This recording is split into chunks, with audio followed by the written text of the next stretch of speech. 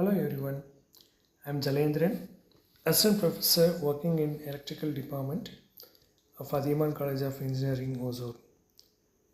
Today, we are going to discuss a topic from the subject electromagnetic theory.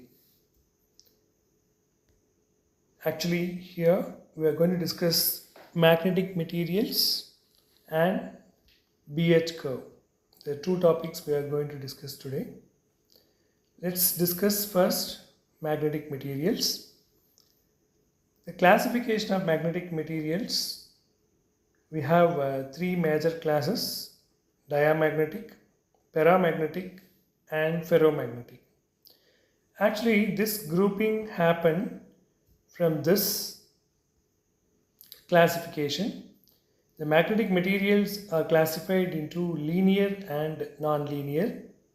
Under linear category, we have diamagnetics and paramagnetics.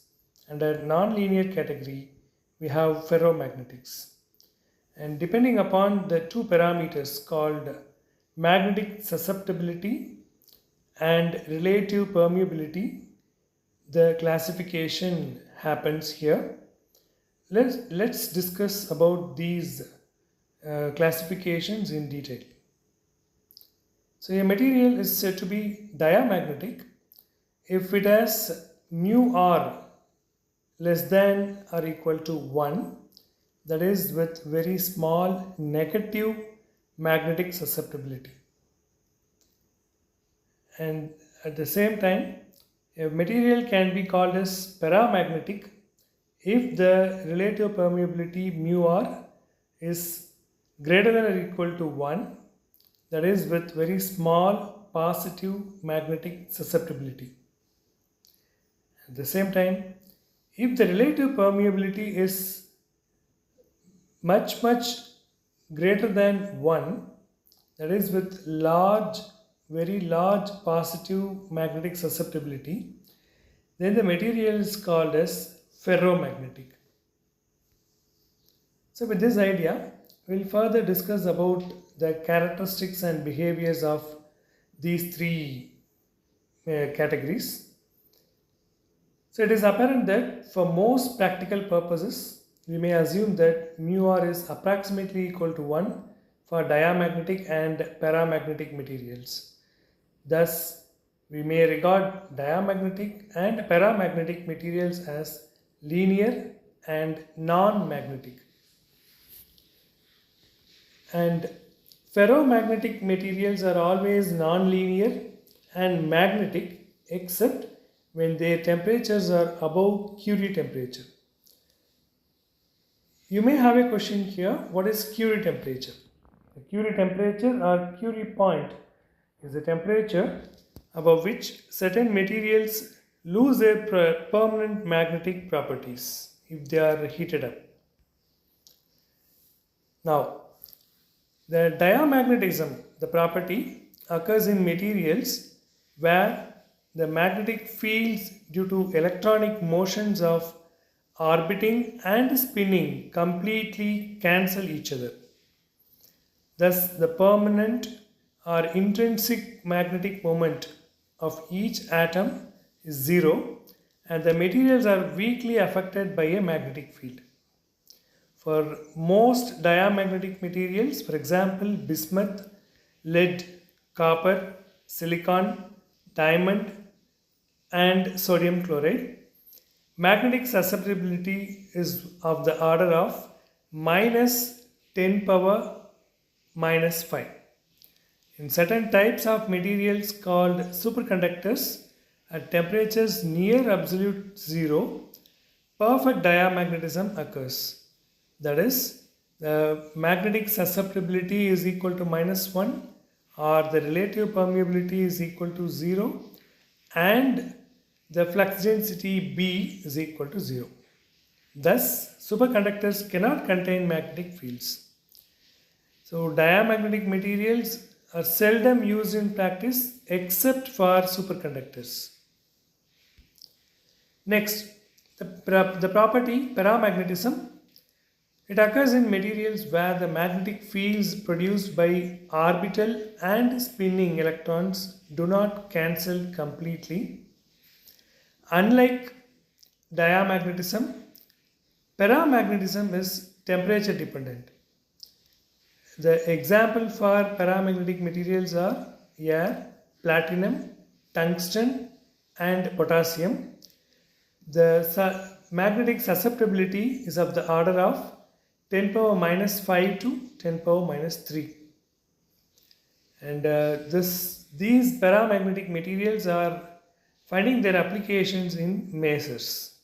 Maser is a device that produces coherent electromagnetic waves called microwaves through amplification by stimulated emission. That is the application area of paramagnetic materials. Next comes ferromagnetism. This property occurs in materials whose atoms have relatively large permanent magnetic moment. And these are called ferromagnetic materials because the best known member is iron. Other examples for ferromagnetic materials are cobalt, nickel, and their alloys. And application area, if you see, the ferromagnetic materials such as iron and steel are very much useful in practice.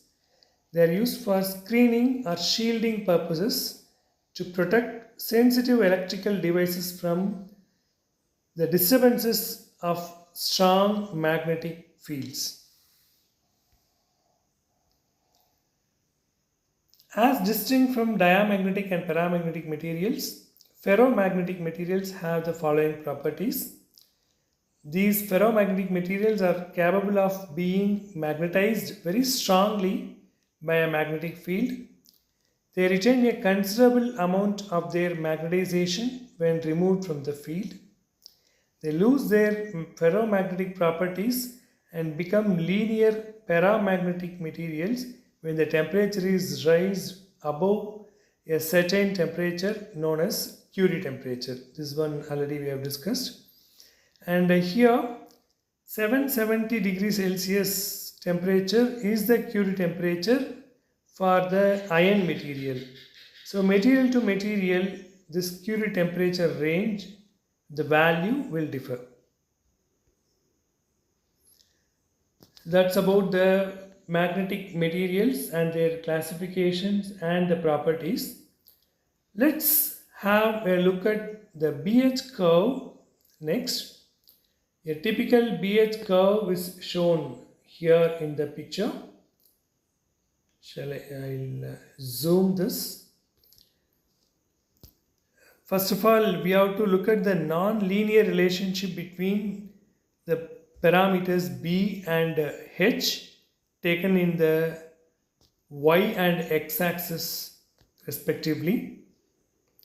Let us discuss about the BH curve. So if we assume that ferromagnetic material whose BH curve which is shown earlier is initially unmagnetized, it is under unmagnetized condition, and if we are increasing this H value due to the increase in current from O to maximum applied field intensity H max, the curve OP is produced. Let us have a look at the curve again. We can have that shape OP, and this portion is called initial magnetization curve, where the field intensity H reached its maximum value called H max. After reaching saturation at point P, if H is decreased, the B value does not follow the initial curve, but it lags behind H. This phenomenon of B lagging behind H is called hysteresis. That means to lag in the Greek language. Let us have a look at that lagging nature of B with respect to decrease in H. We have a curve starting emerging from point P and it is ending at BR. So if H is reduced to 0, B is not reduced to 0, but it may reach the value called BR, which is referred to as remanent flux density. The value of BR depends on H max, the maximum applied field intensity. The existence of BR is the cause of having permanent magnets. Then further, if H is decreased further, or we can say H is increased negatively by reversing the direction of the current, B becomes 0 at one point and H becomes HC at the same point, which is known as coercive field intensity or coercive force. Let us have a look at that portion now. We have HC value, and that is the negative value at which the flux density B has become 0. Further increase in H in the negative direction to reach the point Q and a reverse in its direction to reach point P gives a closed curve called Hysterius loop. The area of Hysterius loop gives the energy loss are called Hysterius loss per unit volume during one cycle of the periodic magnetization of the ferromagnetic material. This energy loss is in the form of heat. So, in what way this BH curve is useful for us? Once, if the BH curve is known for a certain material, then we can find its application in different areas. For example, the materials used in electric generators, motors and transformers should have a tall but narrow hysteresis loop so that their hysteresis losses are minimal. So that's about the magnetic materials and the BH curve and its nature. Let's meet with an interesting topic soon. By then, thank you. Bye.